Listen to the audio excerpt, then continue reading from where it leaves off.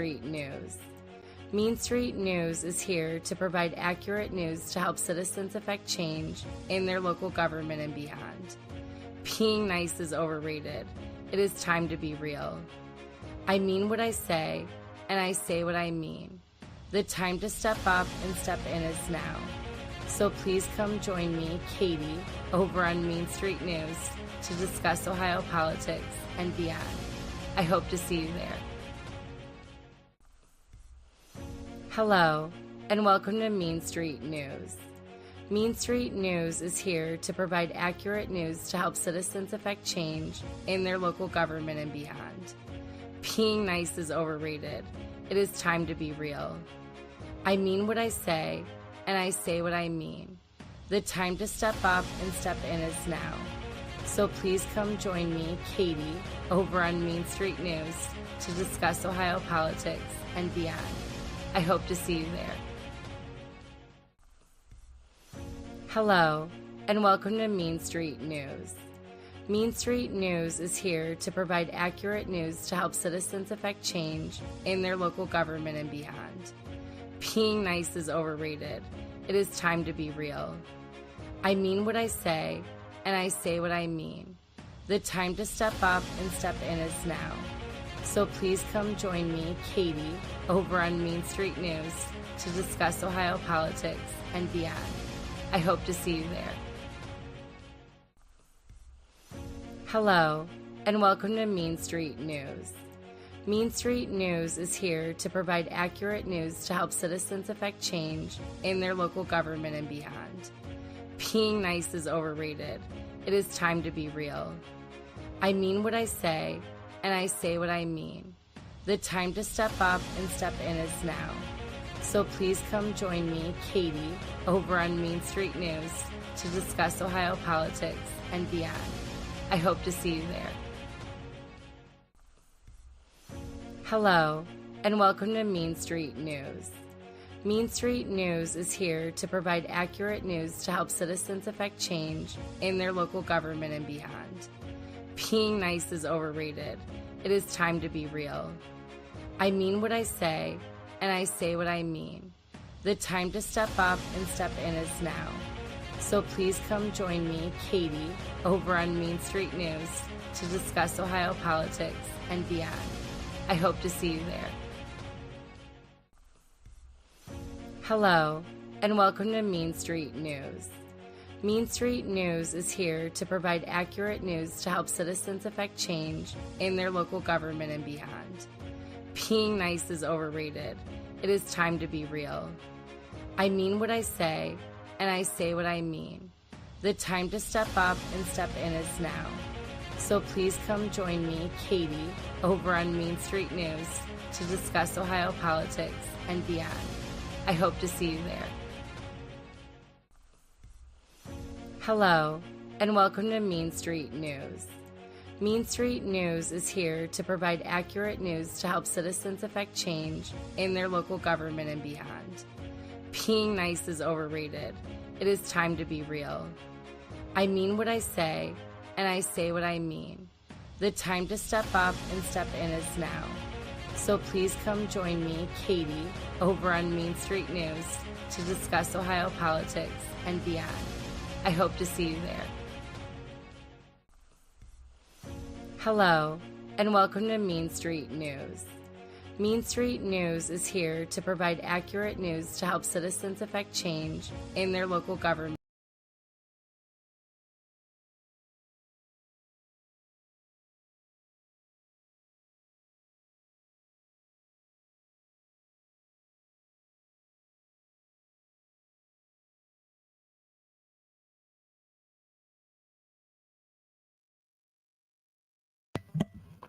Hello and welcome to Mean Street News. Sorry about the intro there. For some reason, my Facebook is not allowing me to unlock the stream. So we're just going to do this and then we're going to make it public afterwards because for some reason this thing hates me.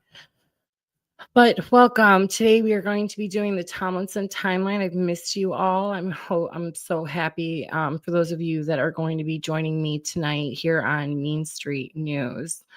Unfortunately, Facebook is giving me the runaround. I'm trying to make live for everybody, and for some reason, it is just not liking me at the moment, and it is refusing to, even as I do it now, it is refusing to let me make this public, hopefully until later, which after I'm done recording this, I'll just make it public. But I missed you all, and I'm glad to come back on this on Tomlinson, where kind of we left off.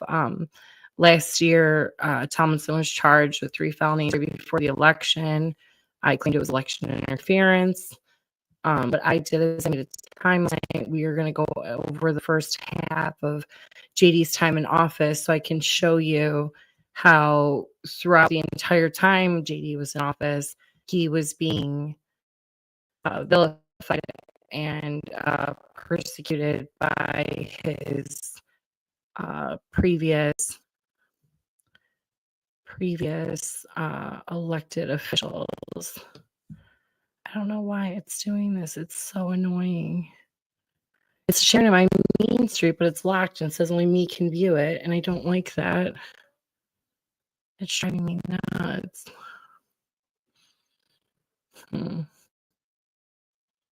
Let's see.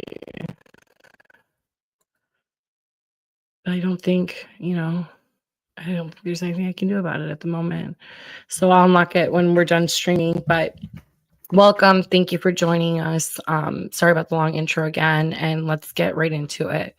So what I did for you guys, I'm going to share my screen with all of you. Entire screen, also add audio. It's been a minute since I've done this, so give me a second. Okay, don't show that again. All right, perfect. So what I'm going to be doing right now is sharing my timeline with all of you. Hopefully you can see it. So let's go up here. We're going to do the first half tonight. We're going to do the second half tomorrow. The first half is really just going over, the tumultuous relationship the prosecutor had with the county sheriff. The county sheriff requesting a special prosecutor throughout the entire time, almost the entire time that Tomlinson was in office, to go after certain political figures, certain elected officials, regarding, not only the radio contract, but then eventually Tomlinson himself, when he refused to assign a special prosecutor to go after the radio contract and all that. But the first thing he did in office that the old guard didn't like was the Head Start case, the Nancy Smith case. The judge dismissed charges against Nancy Smith and Joseph Allen in a Head Start case. If you don't know what it is, real quick, we're going to share a video to get you caught up on what the Head Start case is. Now, this case is the one that Tony Sillo had just brought up this last week on fraud charges against G. Tomlinson and Jim Burge, saying that they defrauded the court somehow when they not freed, but refiled charges and then dismissed charges against Nancy Smith and Joseph Allen in the Head Start case. And real quick, what I'm going to do is we are going to watch a quick video about what the Head Start case was. It's been 28 years. Can you imagine having that hang over you for 28 years? Nobody knows what that was like. Case dismissed.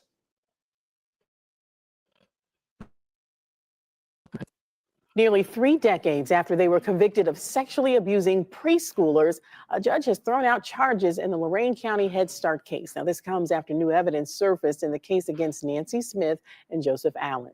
News 5 investigator Scott Knoll tells us that led the Lorain County Prosecutor to declare he believes the pair is innocent. This is the judge's 22-page ruling granting the Lorain County Head Start sex abuse suspects new trials that won't happen after the prosecutor dismissed the decades-old charges against the pair.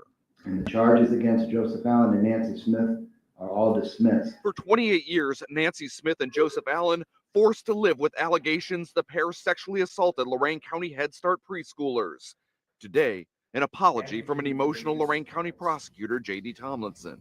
And to Ms. Smith and to Mr. Allen, I want to say that I apologize to you especially for what was done to you and to your families as a result of this ill-conceived prosecution. A prosecution that led to convictions and years in prison. But after reviewing the case, Tomlinson, who was not in office when the pair was convicted, says he now believes no crime was committed. This after new evidence surfaced, including a claim the mother of one of the accusers coached her daughter to make false allegations, according to court records, an attempt to, quote, get paid. Smith, who spent nearly 15 years in prison, with this message today to that mother. That one day you will all answer for this. Not only did you make me a victim, you made my children victims. You took me away from them in the most crucial time of their lives. Alan, Oh, overcome with emotion as he thanks supporters. The 68-year-old calling this a bright day. It's still some healing I got to get due to it's been so long, you know, all the emotion, all the family member passed away, all the suffering that I'm yet suffering, all the things that I suffer in this injustice. It's still an emotion. While the charges against the pair have been dismissed, that's not the same thing as being declared wrongfully convicted. That's a separate legal process. One Allen says he'll now turn his attention to. Smith told me that's for another day. Today, she says, is a good day. In Elyria, I'm News 5 investigator Scott Knoll.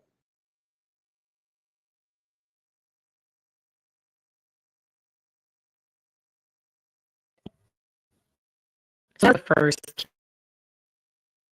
what I'm going to refer to as the old guard. Now, when I say the old guard, I mean the former prosecutor,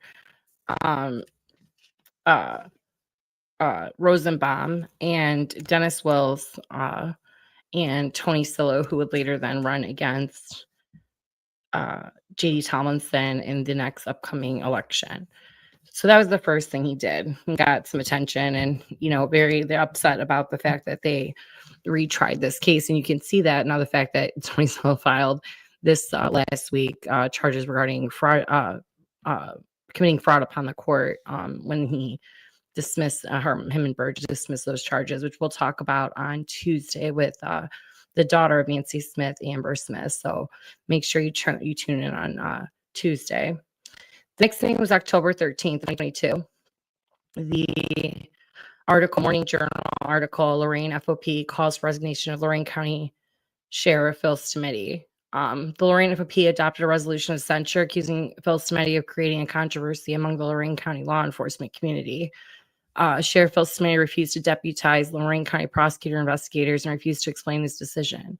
The Lorain, which means when the prosecutor's office has investigators in their office, usually they're deputized to give them, the same authority as a police investigator. And the sheriff is the one that does that. And the sheriff refused to do so, which is very, very uncommon. Unknown who approved the hiring. I don't know why that says that in here. Ronald Bryan is special. Because Ronald Bryan wasn't anything to do with this, did it? Hold on, I have my book in front of me that you guys will get a copy of tomorrow. I don't know why I put Ronald Bryan there. He was the special prosecutor later.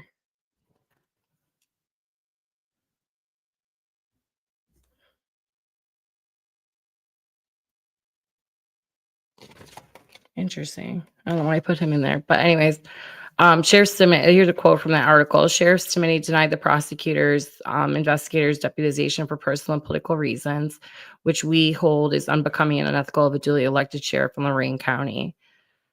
So that was the second thing. Then this is what happened was the radio investigation. So the safety forces and the safety forces and the commissioners were in a battle regarding a $7.7 million radio contract. Now, I'm going to show you. I want this one. I want the next one. What I mean. So they got into it regarding a radio contract. Just let me go map here. Okay. Whoa. No. Okay. Come on. hates me right now. So when you look at the bigger picture of this whole thing, it comes down to this, and this is when this request special prosecutors first started.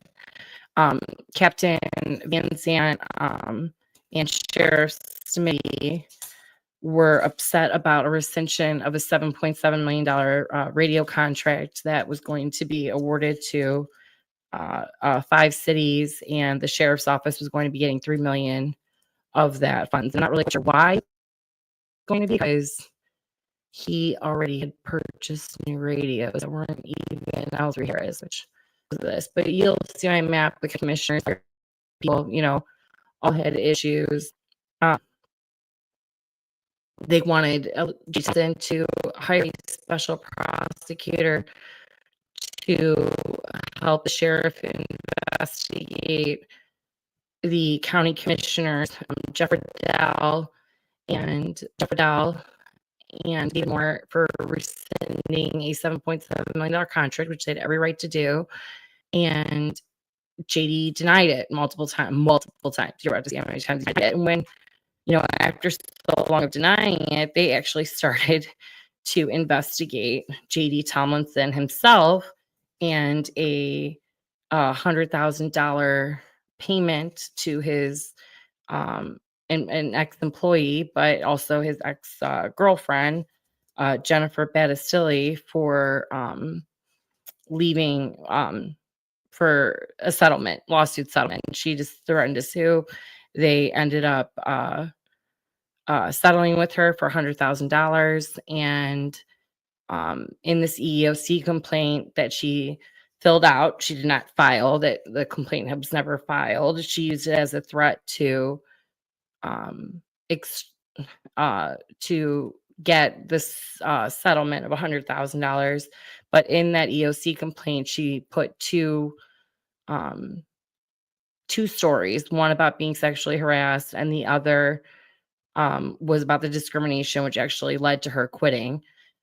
She made a false allegation of discrimination, and because of the false allegation of discrimination, they decided to sue, because you take it to court, you're gonna end up paying her out. Insurance companies always pay. So what they did is they just settled with her. Well, this EOC complaint had on the piece of paper, I don't want to say it's an EOC complaint because it's not.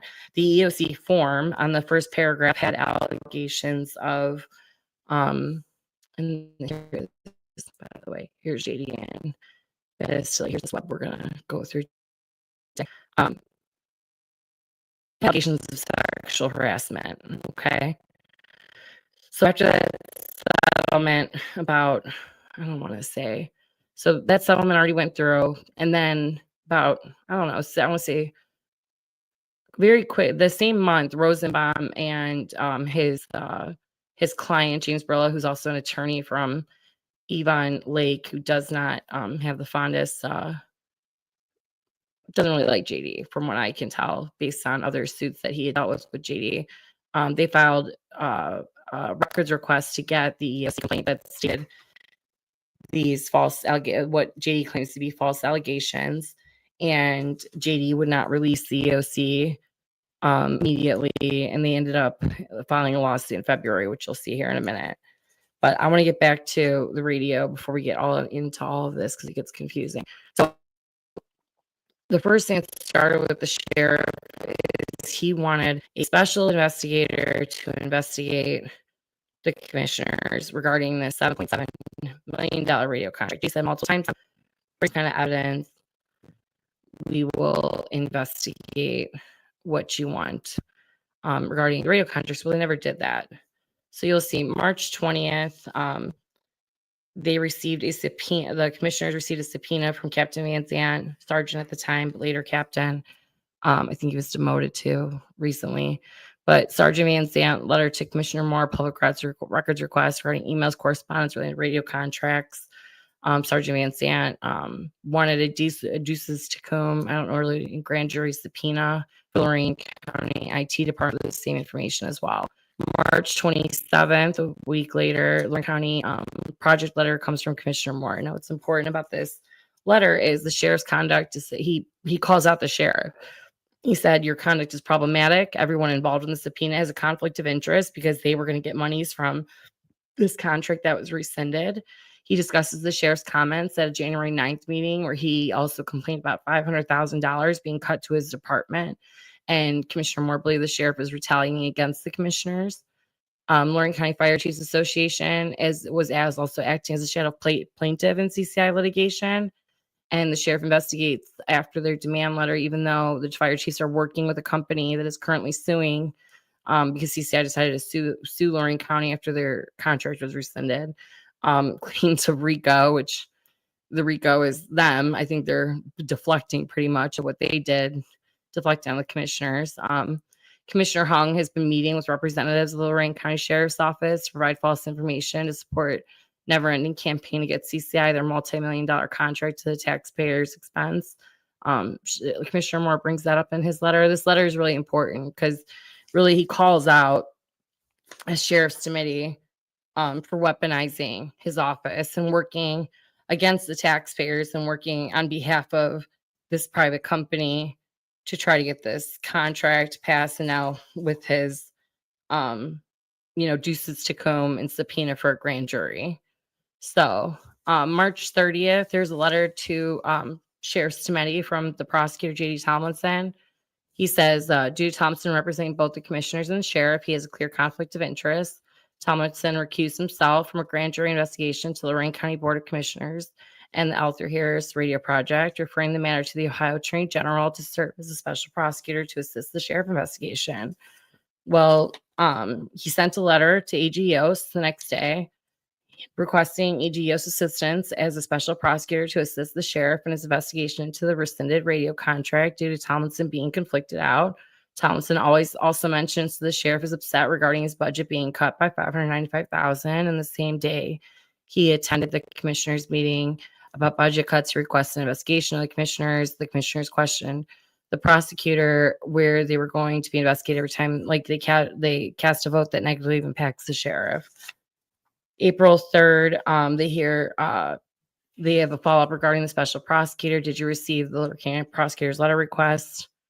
April 17th, they finally get an answer from AG Yost's office. So Yost cannot accept this matter for special prosecution. So he's saying, we're busy. We don't have, we don't see the necessary for a special prosecutor for this. So there's the letter to Phil Sminik from the Lorain County Prosecutor a couple days later. AG Yost has declined to request the first special prosecutor to investigate the commissioners for rescinding a contract. Prosecutor Tomlinson will be taking steps to secure a special prosecutor to assist them. About a week later, something happened because they had talked the previous Friday, May 8th. So apparently Phil Sminik had gotten contact between April 25th and May 8th with the prosecutor. And here is the letter, the big points in the letter that you need to know. So Tomlinson thanks Sminik for their call the previous Friday. Tomlinson, understanding that the sheriff's investigation is to discover facts and circumstances surrounding the allegations made by Commissioner David Moore against Commissioner Michelle Hung relevant to her vote to accept the CCI contract. After meeting with the State of Ohio Auditor's Office, Keith Faber, and referring Commissioner Moore's allegations to the state auditor for investigation and for prosecution, it is not appropriate to obtain a special prosecutor to assist the sheriff in the same investigation.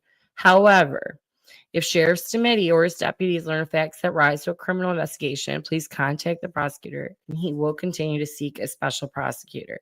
So he says, Commissioner David Moore already had got in contact with the state auditor's office, which will end up, flipping on him because the auditor's office will end up working with the sheriff's department due to the investigator being assigned, which is really interesting.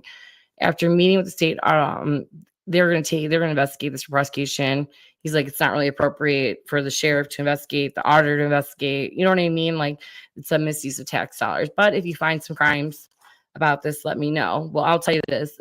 Phil Sminik, the old sheriff, was quite upset about this. And I find it suspect that about a month later, he hires Tony Sillo. First time he hired, not first time, this will be the second time in the history of the sheriff's office that he hires an attorney. The first attorney that he hired, which is the first, was in 2021. He hired the former prosecutor, Dennis Wills, who ran against Tomlinson and who who was the incumbent, and Tomlinson ran against and lost. So then he hires Tony Sillo. Tony Sillo had previously worked for the Attorney General's office after he left the prosecutor's office about 18 months earlier. So he was working for the prosecutor's office. It didn't work out. He left. He quit because of whatever he decided wasn't for him. And he went to go work with the Attorney General, Dave Yost. And then he decides to come back in July, and the sheriff hires Tony Sillo.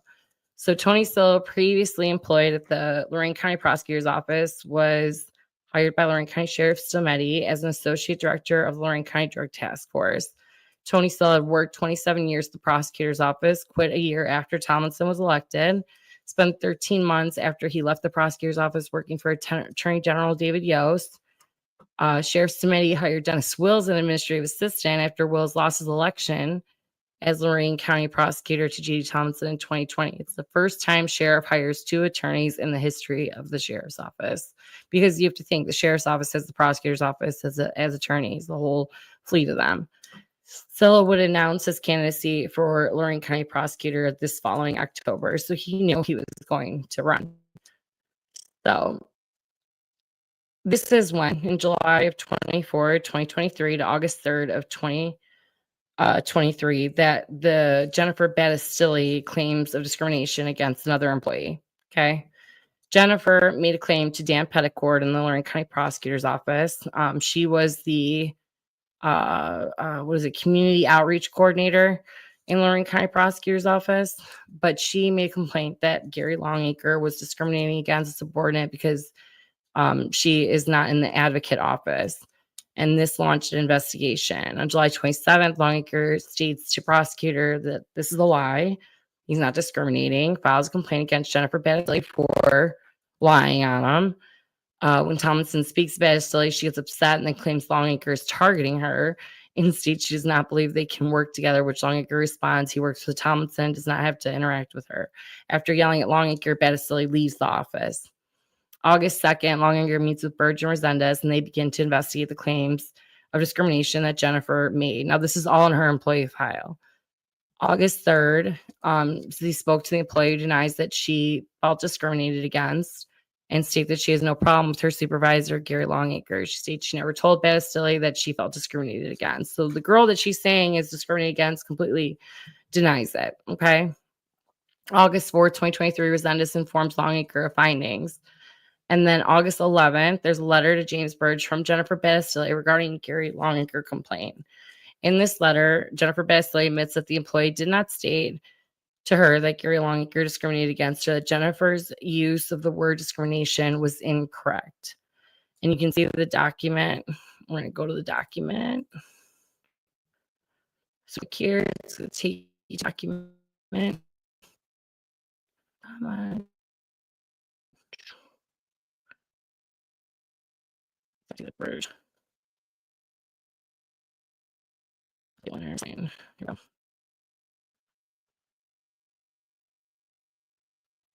Take a second. I'm going to show you the letter just so you know that it exists. Because in for deposition, they'll say that they don't know if it was signed or not. It was signed. Here we go. Here's the whole point. What I got in conversation that she didn't feel like she was being part of the team. She had the office that was moved. Point of this person was saying that she felt that she was differently from other advocates. At least that's what she understood. When I was talking to the word discrimination, it was not the right word. Signed. Jennifer Battistilli. Okay, signed. It was in her employee file. If anybody wants to look, since this was the basis. What settled the lawsuit. Okay, this is what they all are going off of, is the settlement from this interaction. Here we go. Okay, so she says, I shouldn't use the word discrimination, whatever. So there's an email from Battistilli from Barnes and Jorge DiGeronimo and Lorain County Prosecutor J. Tomlinson on August 6th, okay? And says, please print and give a copy to Jim and Burge. dated August 15, 2023, Jennifer Battistelli resigns from her position as community outreach coordinator at the Lorain County Prosecutor's Office. So she quits because of this, okay? You can click the date for the employee file. I'll pull right up her employee file. You can see that yourself. So then September 26th, this is interesting. So now stop it at Jennifer Battistelli. She's not going to come back up for a couple months, but I wanted to bring this up because, well, she's going to come up in about a month. Amber Nicole was a woman that JD Tomlinson, I guess, hooked up with or something during the election, okay? And this is the first example of them, when I say them, the sheriff's office investigating the prosecutor's love life, okay? So Ember, former girlfriend of Jay Tomlinson, previous to him becoming prosecutor and recently sober, sent a message to JD on September 26th of 2023 and says, sorry, I owe you a huge apology. I wouldn't cooperate. Prosecutor Tomlinson asks her what she means. She responds, for them trying to interview me. I try to text you, but it won't go through for months now. Now, what I find interesting about Ember, she ended up working, after all this, she ended up working on Jack Hall's campaign and a big, huge supporter of Tony Sillo, who ran against JD Tomlinson later. So at the same time, the same day that these messages, just coincidence that these messages are being sent to JD, Jennifer Battistelli's attorney contacts Lorain County Prosecutor's Office, September 26th for the first time, with wanting a settlement regarding an EEOC complaint that she filled out. And we'll go over that in just a little bit. So then Ember to JD a day later says, maybe you don't know what I'm talking about. 2 days later, JD responds, finally, Ember, with all due respect, I have no idea why somebody would want to interview about me. I've done nothing wrong. I can't worry about things I can't control. I have too many other things to worry about. Ember responds, understandable. They heard bogus rumor, apparently. JD, I can't do anything about bogus rumors, Ember, that's why I told them I'm not the one. We became friends. That's it. They didn't like that. Ember would go on and next year, Jack Hall in 2024, she would attack the prosecutor Tomlinson's character online throughout that time. She's also a big supporter of Tony Sillo, who was running against JD Tomlinson. But this was the first girl that they were, when I say they, the sheriff and his what do you call it? People that he was running against were questioning their relationship for some reason at the time. I think it later comes out. I don't want to say that, but we're going to keep on. So a draft for settlement for Jennifer Battistelli was October 2nd, 2023. October 10th, EOC complaint form was sent to Dan Court of Lorain County Prosecutor's Office. And I'm going to bring up the EOC. Battistelli hired attorney Jack Moran to represent her. She filled out an EOC complaint form.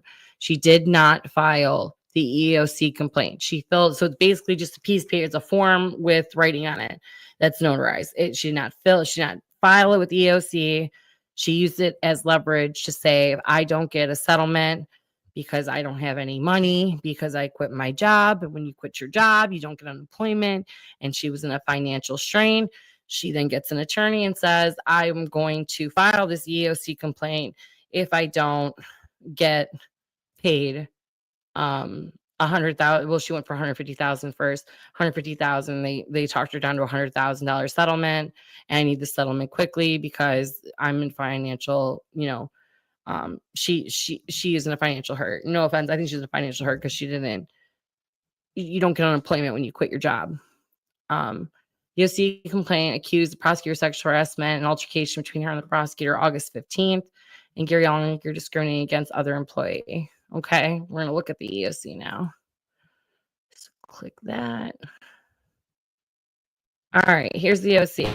Attempt, okay? No, come on. Okay. So in this EOC, that I'm just going to read it real quick. I worked for Lorain County Prosecutor's Office approximately 2.5 years, Director of Public Relations and Community Outreach Coordinator. Now, this is the part that even during depositions later in 2025, this year in February, they say, we would have fought this part. This part was completely untrue. Our decision had nothing to do with the first part of this EOC and everything to do with the second, which is the discrimination part. But if the EOC complaint was just, the EOC form that was filled out was just the first paragraph, we would have fought that completely. Even Burge said that during his February 2025 deposition. So she says, during my employment, my supervisor, J. Tomlinson, pursued and fostered a romantic and sexual relationship with me. Throughout this relationship, I felt I didn't comply with Tomlinson's desires, or else I would lose my job. In arguments over the nature and future of our relationship, Tomlinson indicated to me that he did not view my job as necessary with the county, and I was required to do whatever I say you do. As a result, I was the victim of sexual harassment. Our relationship had been used as a basis to find me appropriate pay. She got paid. She got $2,000 bonus or job transfers. As Tomlinson said, he wanted to be sure no one had find out about a relationship. The whole office knew about the relationship, but she didn't even say that in her deposition. At various points, I attempted to discontinue the romantic sexual aspect of this relationship and maintain only an employer-employee dynamic. According to J.D. Tomlinson, in a statement that he wrote, that they broke up at the end of, it was 22 or something. So they hadn't been dating. You know what I mean? And no offense, JD wasn't only dating her. He was dating multiple women, which I think she was very upset about, just to be honest. And you'll see that pattern come up.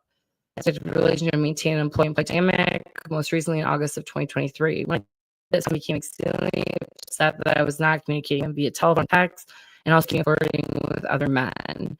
Tomlinson directly or through instructions of others would insist that I always be available for his answer his requests and calls. Now, the second part, as this was ongoing, I approached Dan Petticourt, Civil Division Prosecutor, to express my concerns about race and ethnicity discrimination. More specifically, I told Petticourt that I believed that Gary Longacre, investigator, was improperly discriminating against Lisa Barrios, Hispanic employee. Longacre previously resisted hiring Barrios and paying her appropriately because, in his words, she was ghetto. When Longacre was forced to hire her anyway, he segregated her from the other similarly situated employees in the office performing the same job. In response to my complaint, Longacre, Tomlinson, and office employee Jim Burge collectively targeted me, one accusing me of filing a false complaint, which she did. She even signed that she filed a false complaint, so it was discrimination. Two, preparing a document for my personnel file indicating that the complaint was untrue. Three, recording that I signed the retraction authored by Burge. She did sign the retraction. Now, the question is, though, here is that Jen signed this statement, okay?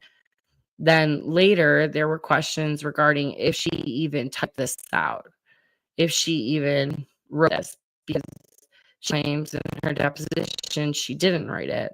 She claims her attorney wrote it, and then she claims that she did write it, then she claims that she didn't write it, and then she also has a history of signing things that are blank and not writing things out herself.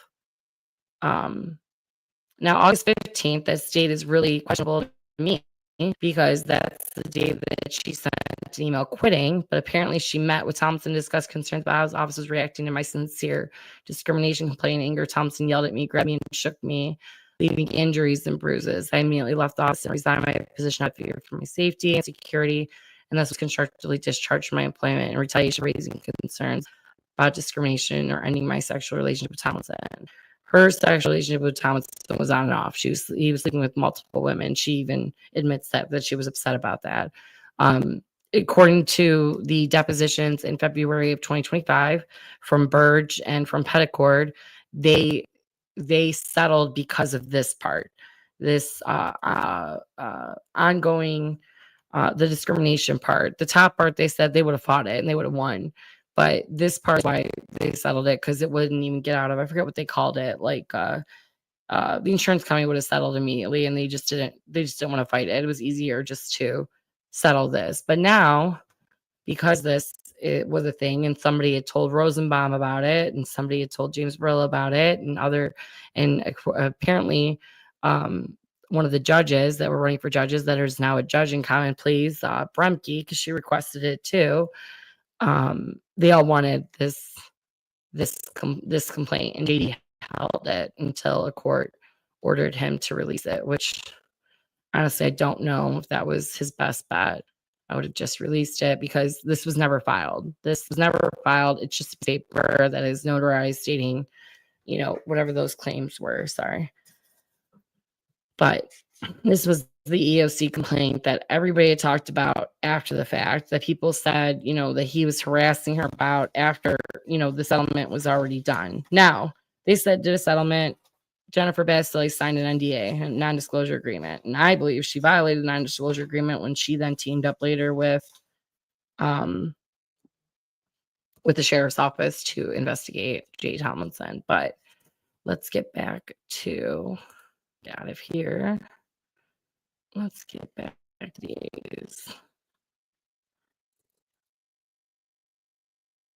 these complaints here.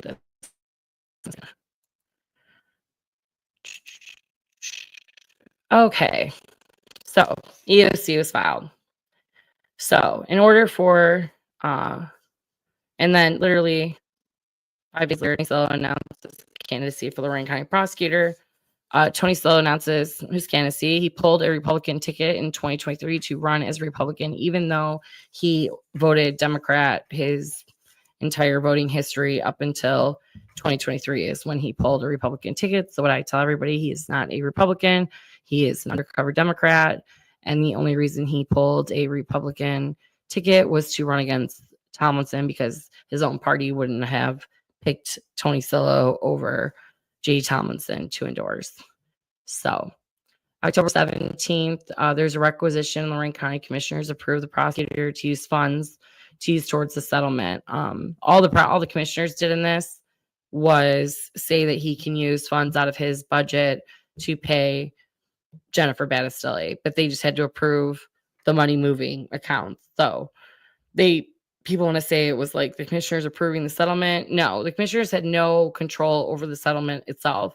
All they had control of is releasing money out of approving money to be moved out of the prosecutor's accounts to another account in order to pay Jennifer Bastille out, which is what they approved.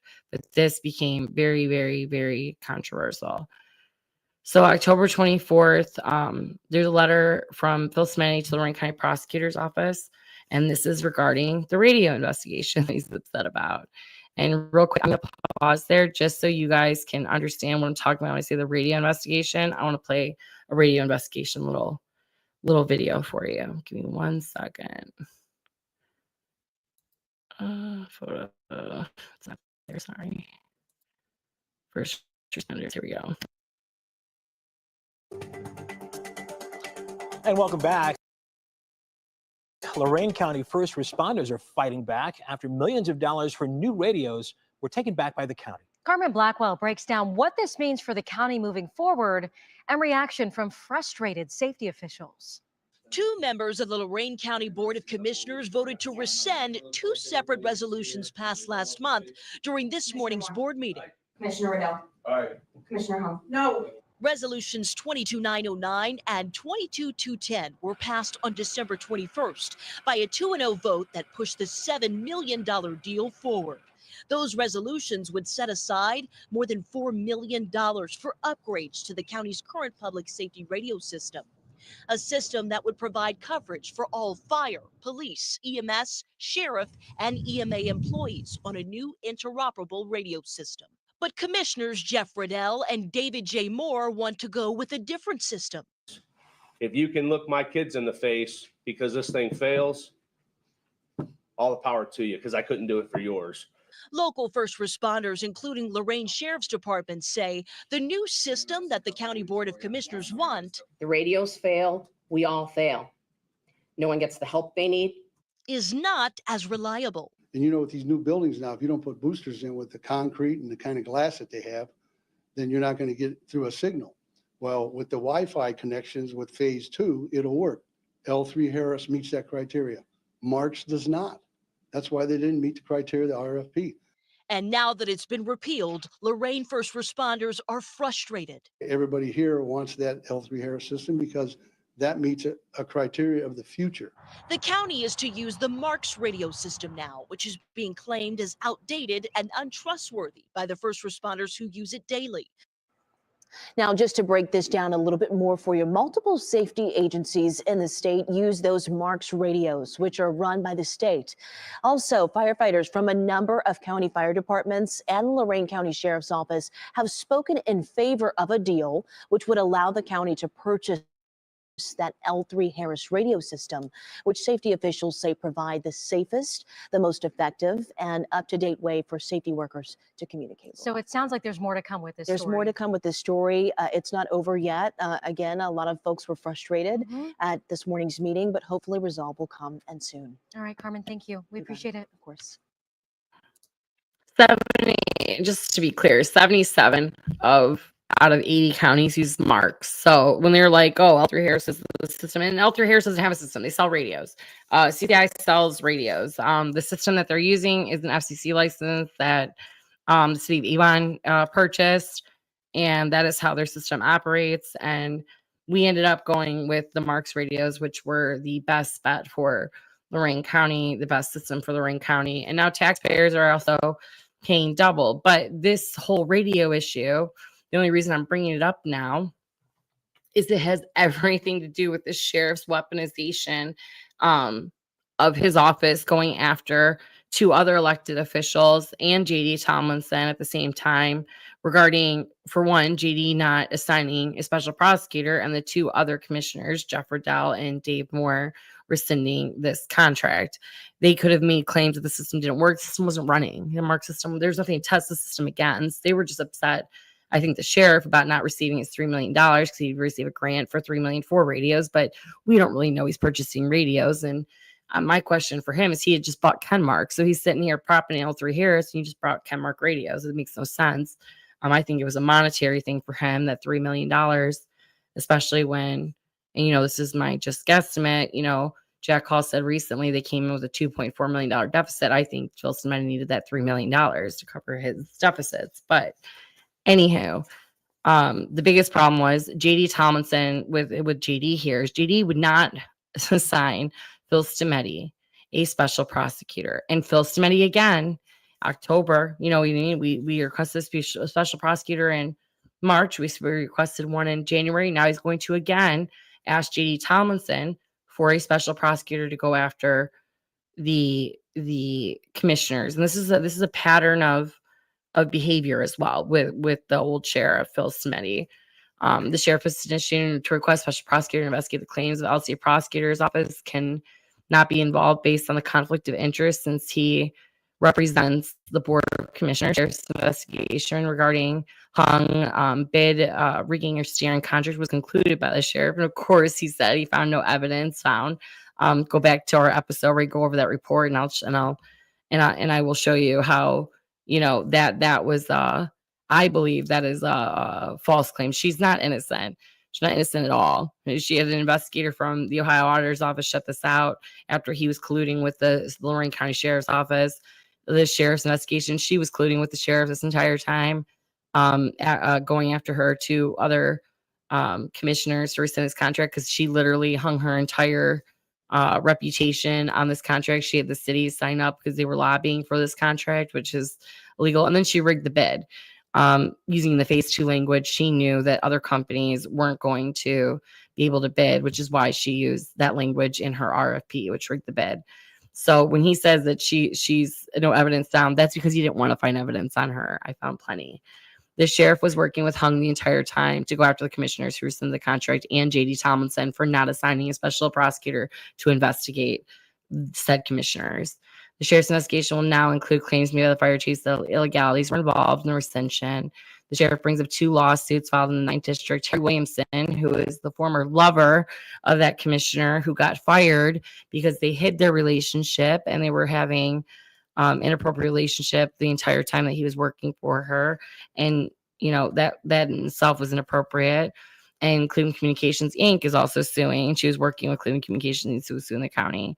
The sheriff states the suit from CCI makes claims of RICO Nothing has been filed in the suit. CCI to this day even proving those claims to be true.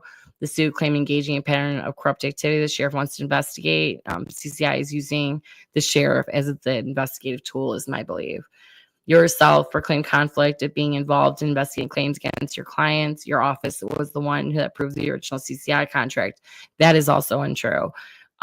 J.R. White, who was the county administrator, approved the contract because the prosecutor's office did not get it back to Commissioner Hung in time.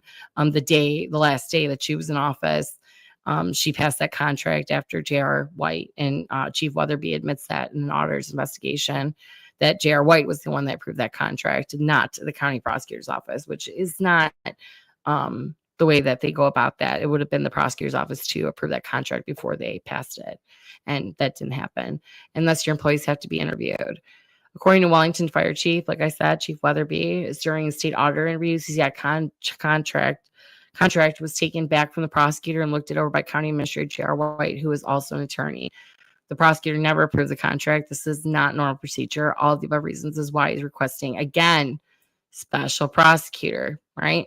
Now, I want to be clear. He's not saying, oh, let's investigate, your $100,000 thing. No, it's the radios, okay? And this will come up through his entire investigation with Jennifer Battistelli, is this radio contract.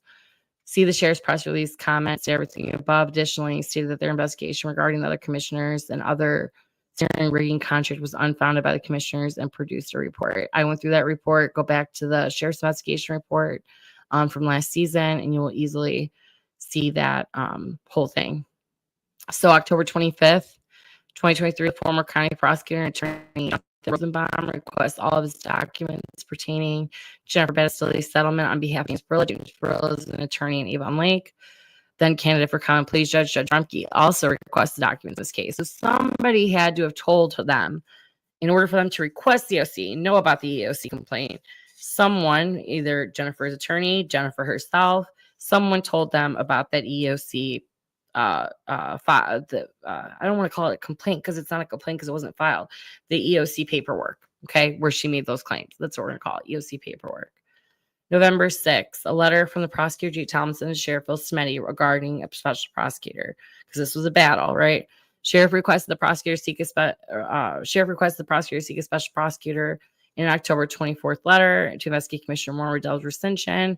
First point the prosecutor addresses: the issues the sheriff wants to investigate is being litigated in the U.S. Northern District Court by CCI and former 911 Director Harry Williamson. Tomlinson believes the issues he wants to investigate will be vetted in these cases, saying, you don't need to investigate this. This is going to be litigated. So whatever comes out in the court case is what is going to be. I don't know why you would want to investigate it. The second issue raised, and this is the important one. When you requested that I see a special prosecutor to assist you, you didn't seem to know what you wanted to investigate. Chief Detective Robert Van Sant, who is all over this Battistelli case as well, approached the grand jury with a subpoena being served upon the Lorain County Information Tech Director for an email and documents relating to the CCI radio contract. The same subpoena requested an interview with Commissioner David Moore regarding claims made by the Lorain County Fire Chiefs Association for rescinding the CCI contract.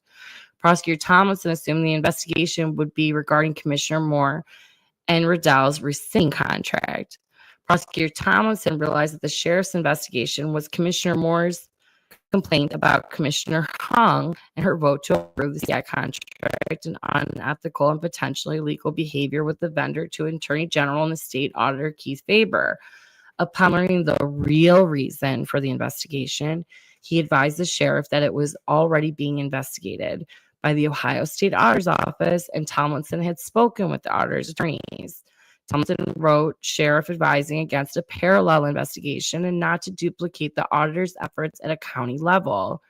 After receiving my letter, you called my office and left a desperate sounding voicemail message insisting that you need a special prosecutor, notwithstanding your knowledge that the above investigation of Commissioner Hung was being conducted by the state auditor. So he was worried that the state auditor was investigating Commissioner Hung. The prosecutor, Tomlinson, reviewed county jail visitor logs and revealed that Commissioner Hung, the target of his investigation initially, the sheriff's investigation initially, since the CCI contract was rescinded in January, Commissioner Hung has personally visited the sheriff's office nearly a dozen times because she was working with the sheriff to go after the commissioners. Based on the way you have conducted yourself in this matter and others, I have concluded you are not a law enforcement officer a prosecutor should trust. Third point, without evidence that creates a reasonable suspicion of criminal activity on the part of Commissioner Moore and Commissioner Riddell, a special prosecutor cannot be assigned. The only thing that the prosecutor can see is that Commissioner rescinded the CCI contract, which is insufficient reason to assign a special prosecutor. If circumstances change, please let the prosecutor know. December 1st. Then that was pretty much, I think, the end of the special part. No, it wasn't the end because they start talking about Dave. No. So basically said, I can't trust you in this. I'm not going to assign, and this is it infuriated Sheriff Phil Stemeti and the safety forces, that he's like, no, I'm not getting on board with you guys investigating other elected officials, especially when the said elected officials already contacted the auditor's office and the attorney general and are being sued by two people in court. There's no purpose for this. Why are you harassing me about a special prosecutor? It's ridiculous. And you lied about what you wanted to investigate. You said you were going to investigate the rescission of the contract when it seems that you're investigating the commissioners for rescinding the contract and investigating them reaching out to the state of Ohio auditor's office about crimes being committed by what they believe crimes against Michelle Hung, which was another commissioner who was involved in all of this. And Commissioner Hung was upset with the prosecutor for not assigning special prosecutor to go after her other commissioner, her two other commissioners. So December 1st, we are going to start the kind of attacks. Burge was out of line at the prosecutor debate. Now, the Sheriff's Deputies Association was also big in this radio contract thing, right? And this is the first time that they held a debate, which I don't even think legally they were allowed to, because they're 501c3, and 501c3s aren't allowed to do political events. They're not allowed to be politically active like that. So I find it really interesting that this is what they decided to do. But during the debate in front of the Lorain County Prosecutors Deputies Association on November 7th, there was an exchange between the candidate Tony Sillo and the Lorain County Prosecutor Chief of Staff Jim Burge. After an unknown comment, Burge walked to Tony Sillo, who was sitting, and banged his hand on the table. Deputies immediately surrounded. The article had an unknown writer, very much an opinion piece, trying to portray Jim Burge as an aggressor and paints Tony Sillo to be a victim. Lorain County Deputies Association has been upset with the prosecutor over the Cleveland Communications contract and his unwillingness to prosecute, assign a special prosecutor to investigate commissioners who rescinded the contract. Conversation started after Tony Sillo pointed at Jim Burge when discussing the Head Start case that we talked about at the beginning, which is showing, a pattern that they were upset about it, especially Tony Sillo. Nancy was exonerated after serving decades in prison. Well, she wasn't exonerated. She was, sorry, a bad word. She was exonerated. Her case was dismissed after serving decades in prison for a crime she did not commit. Sillo and associates have been upset about the Tomlinson exonerating her. You can see the video of 2023 Sillo Burge confrontation. I'm not going to play it today, but maybe we'll play it another day. Lorain County Sheriff's Deputy Association has never held a debate previous to this election. No record of any debates, at least. Now we're getting into January of the next year. Captain Robert Van Zandt reaches out to, now Captain Robert Van Zandt was involved in the CCI radio thing, okay? And now he reaches out to a former girlfriend of J.D. Tomlinson's, the one that got the $100,000 settlement, okay? And this is what he says. And we're going to actually bring up those text messages. Important. I believe they're important because they show he wanted to use Jennifer to go after the prosecutor. So, prosecutor help this guy. They already had a year previous, a couple months previous to this guy, with another ex of his, tried to see him in some way. And now Captain Van Zandt is reading out to Jennifer Battistelli.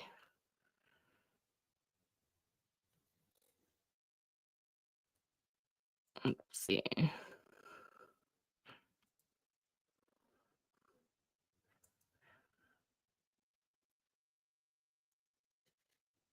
Let's see. There we go. So picks as well. Here we go. Pull this up so you can see this. It says Bobby Van Zandt. I mean, Donna's picks as well. So long as I show you mine, you show me yours. January 8th. No, I'm not down to send pics. Actually, no one on this planet has ever have sexy, whatever. Anyway, so this is the one I'm important about. January 11th. Girl, JD sold you out in the paper. When are you going to set him? I think that's supposed to be straight and get him back for how he's doing you. It's not right, is what I'm saying. It's all just saying. And then you want me to send pics? Maybe I was drinking some whiskey last night. Maybe I meant to stay down for drinks. I mean, if you're down for pics as well, so you show mine, I'll shoot yours. No, I'm not down to send pics. Laugh face. I want to go to the next one. This is an important one. This is from JD. Sorry. There we go. Girl, JD's still in the paper. When are you going to set him straight and get back at him for how he's doing you? It's not right. Just all saying. Now, they don't give me her responses, okay? They reject those. But January 12th, would you be willing to meet with me and a guy from the FBI? They have some questions about JD and your settlement. It will not hurt anything you have in any way, and you will be able to obtain whistleblower status. Think about it, please. There is a lot he has done and continuing to do is wrong, not only to you, but to others. I wonder who the others are, like Chair Phil's committee. We won't send a special prosecutor to. January 17th, are you available tomorrow sometime? I can call you to meet on. She probably said yes because he did that. And like I'm saying, and they're between all of this, and you guys can read these if you want to. They're texting each other, like sexting messages, just saying, mind kissing all over that. This is the guy that's supposed to be, you know, bringing her as a witness, and using her to set up as the prosecutor. Can I call you today? No answer. Friday, how you feeling? Friday, yeah, I had a fine. Did you have time to think about talking to me about some things? I certainly don't want to put you in any harm's way, but I believe it can help you, and in turn, your help can help with more in regards to going after JD Tomlinson. And this is the guy that is going to be able to end up filing charges against JD later, which is just kind of amazing. You really think about it, because what the fuck? You know, let me say that, but what the fuck? All right, let's go back. Tomlinson for staff. Here we go.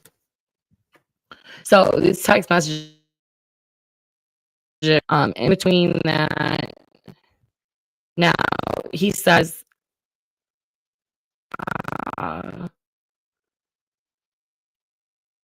January 11th, between this, she is messaging Marie Tomlinson, the prosecutor's mom.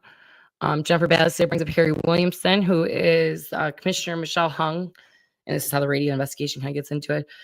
Commissioner Michelle Hung, paramour, lover that she cheated on her husband with, that she ended up hiring after he got her an AFL-CIO endorsement, and she's Republican, so that was kind of huge. And then she hired him as for a $70,000 job, not telling her other commissioners that she had a sexual relationship with this guy and was cheating on her husband with him. And she hired him for that job, and she was the deciding vote, which is it's super unethical. So he ended up getting terminated the August prior to this January for that relationship. But Jennifer brings up to Marie Tomlinson, who had a relationship with him, and you're going to see why. Jennifer Battistelli brings up, in between these text messages of Van Zandt, she brings up Harry Williamson and believes Marie Thompson is a victim of Harry Williamson, because at this point there's rumors of a adult tape being between them getting out. This tape was to be leveraged against prosecutor Harry Williamson is Commissioner Hung's paramour, like I said. Jennifer also tells Marie Tomlinson that Tomlinson should marry her, but she cannot marry for 4 more years due to spousal support. So she's supposed to be helping. You see why I'm saying this? She's supposed to be helping Van Zandt, but right now she's messaging the prosecutor's mother about how she cares for her son, and they haven't talked at this point. By the way, I think she's reaching out to Marie Tomlinson to get in touch with GD, because from what I understand and from text messages and stuff, they have not had spoken between the settlement and now. I think this is when they start speaking again, which is interesting that Van Zandt wants you to help them set up JD, and all of a sudden you're talking to his mom again to try to get in there. She wants to help JD campaign for Jennifer wants to help JD campaign. Marie Tomlinson informs Jennifer that Tomlinson is going to figure out how to communicate with her. That Jennifer's response is she's quick to forgive and calls Marie Tomlinson a special woman. Jennifer basically knows she failed with JD. She doesn't know how to navigate it, but has only pure intentions. This tells me that Jennifer Basley is trying to reach out again, which I find really interesting because, at the same time that this text is just going on, shortly afterwards, Van Zandt's text Sergeant Robert Van Zandt, later captain, sends a message, girl, JD sold you on the paper. When you're going to set him straight, get back from what he's doing, it's not right. There is a lot that he's done. He's continuing to do this wrong, but not only to you, but to others. JD Tomlinson and Jennifer Battistelli. Then right after Captain Van Zandt or Sergeant Van Zandt gets a hold of Jennifer saying, I want you to be basically a whistleblower against the prosecutor. She then starts picking up conversations with JD Tomlinson again, which I find really interesting. And I don't think they got back together because, even she says, you deserve to be happy to win the next election, requesting not discuss her with Katie or anyone else. So apparently she knows he's seeing this Katie girl, other women, of course, and not just her. So the first court case is filed. Now there's going to be 3 separate court cases in regards to Prosecutor Tomlinson. And this is important to know the differences between the 3. The first court case is Barilla, which is the EOC complaint, that complaint that I showed you. Jonathan Rosenbaum, who was the former county prosecutor and worked in the prosecutor's office for 30 years, files a lawsuit on behalf of James Barilla regarding a public records request. He wants the EOC complaint. He knows about it. He wants it. He knows Jenna that JD is withholding it. I don't know how he knows that, but somehow he knows that. But, that kind of tells me either her attorney, Jack Moran, told them about it, or Jennifer told them about it. So they're trying to get this EOC complaint. So they file a court case, and here is that court case. We're going to pull it up just so you can see it. Here's the court case. Okay. Filed 12-4. Okay. And they want our article mandamus. They want the EOC complaint. Okay. It's a records request. Oh, where am I going? Here we go. Timeline. So that's so then text to Jennifer and Marie Tomlinson. You can read those, but it's just to show like she's talking to his mother in between all of this. So the first op-ed, okay, it wasn't released at first. Okay, it wasn't released because Jennifer refused to not release it to the NDA, so Tomlinson couldn't publish the letter. But I find it really interesting that this letter was dated for February 14th, 2024. It was never released, but they go over their relationship. That Tomlinson's, you guys can read that. It's first letter released. It wasn't released, but basically it kind of gave you an insight on what JD was thinking. So let's just go over it real quick. So Jennifer basically would not release the NDA. So Tomlinson could not publish the letter within. The first 3 pages go over Jennifer's job description. So they said like she had a job description because those were claims people made. Page 3, 6 months to begin the relationship. So they weren't in a relationship when he hired her. They didn't start a relationship until 6 months in, okay? And that relationship ended, and they continued to work together a year before they resigned. So he's saying that they started a relationship, that relationship ended, and then a year they worked, you know what I mean, together. So July 2021, so that would have been August of 22, that relationship ended, okay? And that, this whole thing then happened in August of 2023. So he hadn't been with her. Tomlinson refused to be involved in discipline of Battistelli false claims. She resigned because of it. Tomlinson claims Battistelli informed him that she did not know of the sexual harassments on the EOC form and that her attorney made the claim unbeknownst to her. So that's what she told him. Do I really believe that? No. I don't really believe much that comes out of that chick's mouth. So September 6, 2023, Battistelli signed several forms in blank, and she wasn't even present in her attorney's office on October 10th, 2023, the date that is alleged to have signed the form. The first claim of harassment was not discussed in regards to the settlement due to the false nature. Legal advice from the prosecutor's counsel told him to settle claim 2. So that first paragraph I read you about her saying that she was sexually harassed in office, that wasn't true. So they were like, we're not settling that claim, but the claim 2, we're going to settle about the discrimination because the likelihood of them winning that and then insurance just not, paying them out is low. So let's just settle this and move on. Attacks levied against the prosecutor by Tony Sillo and Jonathan Rosenbaum have persuaded Battistelli to waive the non-disclosure. She didn't. He thought she was going to. She didn't. Now he's able to speak on the matters, although at times she did not waive, which is why this letter was never released. Decision to settle was Tomlinson's alone. Commissioners relied on Tomlinson's analysis of appointing authority when they approved settlement. They didn't approve the settlement. All they approved is the transfer of funds to pay the settlement. They never knew what the settlement was. They didn't read it. They didn't get into it. That was on the prosecutor alone. But it didn't, and I want to be very clear about this, but the buck didn't stop there. If the auditor, for some reason, the county auditor thought that there was something wrong in regards to the settlement payment with Battistelli, he could have red flagged it. He could have stopped it. He didn't. So the buck really stopped with not the commissioners, not Tomlinson. It stopped with the county auditor, and he paid it. And I find it really interesting. The county auditor wrote the check and then handed it to Rich Resendez, who was running for sheriff at the time, who worked in JD's office at the time, to deliver it to Jennifer. I find it really weird. And Jennifer says that in a deposition that we're gonna go over. I just find it really weird. So personal attacks started to help Tony Sillo race against. This is where Tomlinson started to say, these are attacks against me, or to help Sillo race against Tomlinson upcoming election. Rosenbaum, he calls him Rosenbaum's alter ego. Mr. Sillo could have freed Head Start case in 2009, which Chief of Staff Burge then released as a judge in 2009, and he didn't.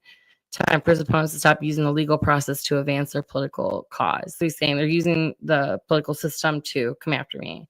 So April 2024, Kenny Liu, who is Jennifer, began to represent Jennifer Battistelli for free, according to his statements in court October of 2024. I'm not really sure why he came into the picture. I really don't know that much about Kenny Liu. I know that he's now he'll be now a judge in Vermilion, but I really don't know him. I do have some questions about him because he decided to try to give during this whole court procedure in Elyria Municipal Court. He tried to give hearsay evidence on behalf of Jennifer Battistelli, which was shot down because you can't, without a release, you can't give hearsay evidence. But I just think his relationship with the sheriff's office and with Tony Sillo and Dennis Wills and Ronald Bryan is very odd. I don't believe he looked out for his client. I think he actually harmed her by allowing her to take part in the depositions that she did and perjure herself multiple times. But that is right here. Blow this up just so you guys can see it. This is Kenny Liu. He enters the picture in April 2024. Come on. Right here. Ooh, here's a triangle. He enters the picture April 2024. And he is supposed to be representing Jennifer Battistelli right here, who had the settlement and who is working with the sheriff's office against Jay Tomlinson for some reason, which I think is she's a scorned woman. To be honest with you, I think she was rejected, and she didn't like that. Letter from Jay Tomlinson to Sheriff's Committee. Okay. Your letter of March 29th, 2024. Okay. Page 1. Tomlinson believes the sheriff is mistaken about a few facts about what constitutes sufficient to see a special prosecutor. Gave the example of Van Zant's request for a special prosecutor to conduct a grand jury investigation of the facts surrounding CCI Motorola contracts. Claimed he was aware of facts that would justify the appointment of a special prosecutor, needs reasonable suspicion that some criminal offense has been or is being committed. Van Zandt is unable or unwilling to provide a report of the facts he has gathered to request a special prosecutor, unable to persuade anyone to take up his cause. March 29th of 2024, letter Sheriff's Committee claims to have info that requires the prosecutor's application to the Common Police Court for its appointment of special prosecutor to investigate the prosecutor office itself. The sheriff attempted to provide examples, and Tomlinson goes over these. Sheriff accuses Tomlinson of offering to seal a criminal record in exchange for sex, and that's Amber Corner, which is why they were investigating her to begin with. And he did not do that. He told Amber to get an attorney. You know what I mean? He never dealt with her beyond that. And we read those messages between Amber Corner and her. Right, sex exchange for Corner. Tomlinson, she was questioned about him and apologizes. Captain Robert Van Zandt. Thompson informs Sheriff of Van Zandt's pursuit of Jennifer Battistille. Now, this is important. Van Zandt has relentlessly texted and called Battistille to recruit her as a witness against Tomlinson for his cause. Accuses Van Zandt of falling in love with Battistille, which distorted his judgment that Tomlinson has personally read their messages. Van Zandt requested nude photographs of Battistille. Van Zandt requested Battistille to arrange a meet with him at his house when his wife Betsy was away. Van Zandt has begun to stalk Battistille's hairdresser, Alicia Quinn, trying to get her to make a statement that the prosecutor abuses women. He has a ring camera. Van Zandt was with 2 FBI agents threatening to bring her in front of grand jury if she refused to speak with him. Text messages between Jay Thompson's mother, Marie, and Jennifer that clearly dispel Van Zandt's unsupported belief that Tomlinson and Battistille's relationship was characterized by exploitation and abuse. Sheriff alleges the March 29th letter that the employees were paid full-time and only worked part-time. He claims that the only employee that came to mind was Tony Sillo himself. He was a poor leader and teacher and is somewhat demoted because of it. As a criminal division chief, he let 150 felony indictments go unserved. While working for a year and a half, Tony Sillo had 13 cases, went to trial. In only one case, one person died and 4 cases were settled, and the other 8 were handled by another assistant prosecutor after he left. Page 17, Battistille believes Tony Sillo is the one who told the sheriff she did not earn her pay due to spreading rumors stating the same while working in the office after Battistille failed to his attempts to get to know her better. As an attorney, served him as cease and desist. Tony Sillo served Tony Sillo cease and desist. The sheriff should be investigating his own employees, Van Zandt's behavior toward Battistille. And Van Zandt and Sillo, 2 people that worked at the time in the sheriff's office, have contacted women the prosecutors dated with the sole purpose of prying allegations of abuse out of them. Sillo has not stopped recently messaging another woman Tomlinson is dating. And right here he's talking about Katie Jane, chastising her for associating with Tomlinson. Tomlinson does not believe that type of behavior can be characterized as law enforcement. And then April 12th, the Chronicle, attorneys for Tomlinson to document embarrassing accusations is not a public record. So this is where they're fighting about the EOC complaint. And really, all I really want to bring up on this one is, once again, he alleges he's trying to damage his reputation, create political advantage, politicization of the sheriff's office. Attorneys for Tomlinson refused to comment on allegations, citing a non-disclosure. Now, she's a non-disclosure, but she's actively participating in their investigation, which I find fascinating. And I think that's a violation of her non-disclosure. And Jennifer Battistille should give us $100,000 back because she clearly violated the non-disclosure agreement. Tomlinson's attorney asked for a protective order from visiting judge to protect their clients from annoyance, embarrassment, or oppression. This document is not relevant to any claim or defense in this manner. Commissioner Hung's statement at the end of the article saying that the legal counsel, prosecutor, and board are commingled. Stating info is withheld from her. She would support obtaining her own legal counsel. So they wanted their own legal counsel regarding the whole Battistille settlement, which Commissioner Hung didn't know her job. She didn't understand what her job was. Her job had nothing to do with the settlement agreement. It had everything to do with just approving the money to go from one account to another account in order to pay the settlement. It had nothing to do with the settlement itself, but she wanted to know what the settlement was about because she was politically invested in going after the prosecutor. So she, of course, wanted to know why the prosecutor was trying to withhold was settling with Jennifer. But she voted yes. I'm going to tell you this right now. She voted yes. She approved the requisition. She didn't at the time say, I'm going to approve this requisition, but I don't know what this is about. We need to investigate it. No. She then got a hold of Sheriff Stemeti and said, Sheriff Stemeti, there's this settlement. We need to investigate it. And she says that on the news because she was commingling with the sheriff and the sheriff's deputies to investigate the prosecutor, who wouldn't assign a special prosecutor for her and her friends to investigate the other two commissioners that rescinded her $7.7 million contract she fought 2 years for. It's as easy as that. Now, the first legal whatever, right? This is the first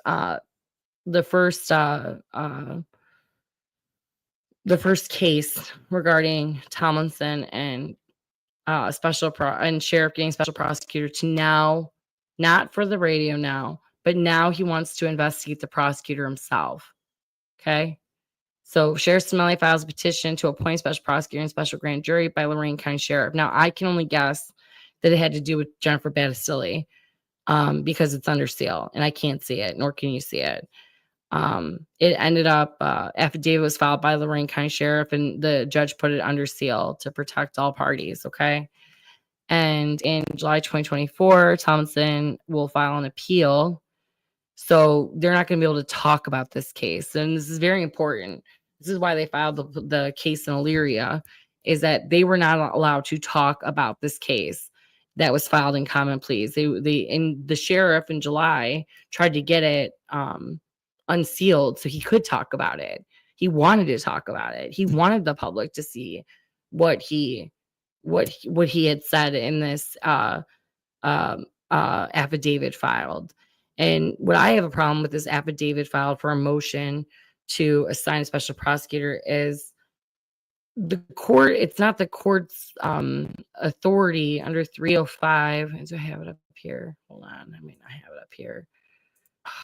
Did I take it down? Hold on. No, I don't have it up here.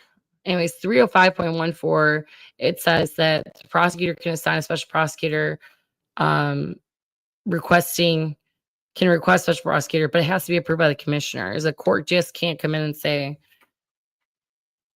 yeah, we're going to assign a special prosecutor and investigate the prosecutor. It's not a thing. The budgetary authority has to approve those expenditures, which never happen. Also, the special prosecutor that comes in, Ronald O'Brien, who was formerly the prosecutor for Columbus, that whole county, is the one that is helping. I find it really interesting.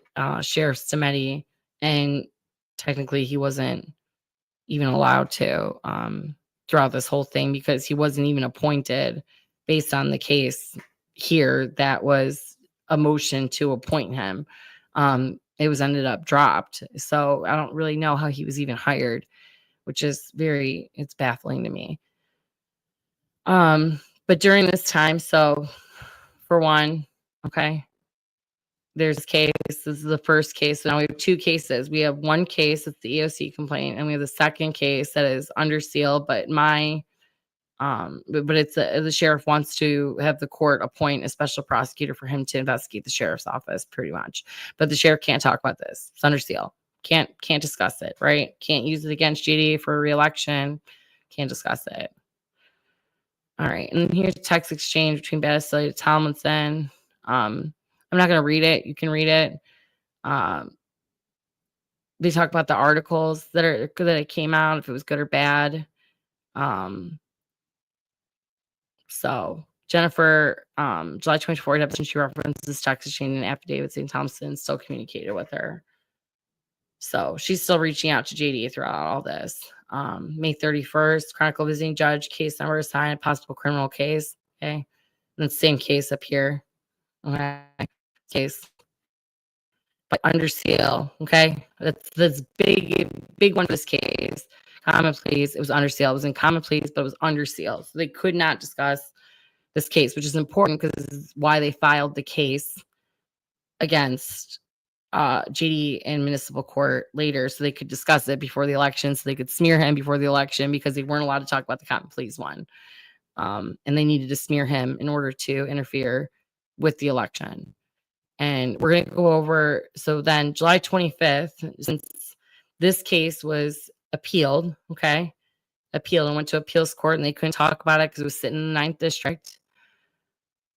They decided to, instead of Jennifer, and being interrogated about that case in front of grand jury, they decided to do his deposition because her grand jury subpoena was canceled due to an appeals court. Now, here is what I did.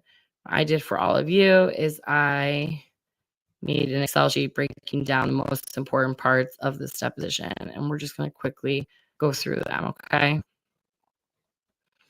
So they met at Kenny Lou's office, and when she was there, she met with Captain Robert Van Zant, Kenny Lou, and Ron O'Brien was special prosecutor. Reason for giving the deposition: voluntary statement, background information on 2023 settlement, and subsequent conversations they've had the last few months. Captain Van Zant contacted Battistelli January 2021, asking her to help him and others go after the prosecutor, J. Tomlinson. The captain was also sexting the witness victim, see text exchange. Captain Van Zant and Jennifer Battistelli have known each other for 20 years and through mutual friends, and they have been friends. So just keep that in your mind. Kenny Lou volunteered April 2024 in his deposition. In this deposition, he's questioning his client on behalf of the police. Later, when Prosecutor Tomlinson is charged with 3 felonies, Kenny Lou tried to testify at his hearing, stating Jennifer Battistelli waived her privilege. This was found to be untrue, and the case was dismissed due to how the warrant was served and hearsay testimony. Since he said that she waived their attorney-client, that wasn't a thing, and he still wanted to give testimony, the judge wouldn't allow it. Special Prosecutor Ron O'Brien had been working with the Lorain County Sheriff's Office to investigate the radio controversy. The prosecutor himself and Jennifer Battistelli settlement for months at this point. And since the new prosecutor was elected, he's the former Franklin County, Columbus area county prosecutor for decades previous to his loss in 2020, which I found really interesting that that's the special prosecutor that they brought in, and for many reasons. You'll see later why. So pages 4 through 5, JD Tomlinson represented her in 2019. I will say they accused JD of assault. The only person that's ever been accused of assault and then pleaded down to disorderly conduct was Jennifer Battistelli herself. In 2019, JD represented Jennifer Battistelli in a charge against her by her former husband, where she threw a box fan at his face for not getting up on a Sunday morning to cut the lawn. But the only reason I bring this up is because it shows a pattern of, it shows a clear pattern of one person that's being accused of assault has never assaulted anybody. The person that is accusing Jennifer Battistelli, accusing the prosecutor assaulting her, has been charged and convicted of a lower charge, disorderly conduct, but she was charged for assault in 2019. So clearly she has a history of being an aggressor in relationships, and I think that's important because I think history tells if you have a history of it, and your future relationships are more than likely going to it's now you have bring back up as domestic violence. I'm going to look at you know what I mean, because clearly you have in the past chucked box fans at husbands' faces for not cutting lawn on a Sunday morning because you're upset. That's ridiculous. And here you can get the whole police report and go through the whole thing. So in 2020, she volunteered JD Tomlinson campaign for the Lorain County Prosecutor. Jennifer Battistelli said she organized campaign meetings with Scotty Campana. Scotty Campana is a Lorain County business owner, associate of Tony George, and host campaign events together for Tomlinson. We'll talk about Tony George, but Tony George is the HB6 versus energy scandal. You'll see why I think he relates here. One for 2021 is her taxpayer. Tomlinson, chief of staff, former judge James Burge was the one who had hired her as an outreach coordinator. That she spoke to him about her employment. So basically, JD's not the one who hired her. James Burge spoke to her and whatever. She does state that Harry Williamson, Michelle Hung's paramour, Michelle, the one that Michelle was having an affair with, the commissioner, by the way, who was all up in this, County Commissioner Hung's paramour and former 911 director, was supposed to get a job in the prosecutor's office before the 911 position. So he always had some kind of in, like he was either going to go work for the prosecutor, or he was going to go work for the commissioners. Special Prosecutor Ron O'Brien, when you Battistelli hired, were you not dating? Battistelli responded, they did not start dating until May of 2021. So he did not hire her while they were together, okay? Now they said was the office. Now she said in the EOC claim that he did not want the office to be aware of their relationship. Why? Which is why, she was abused or whatever.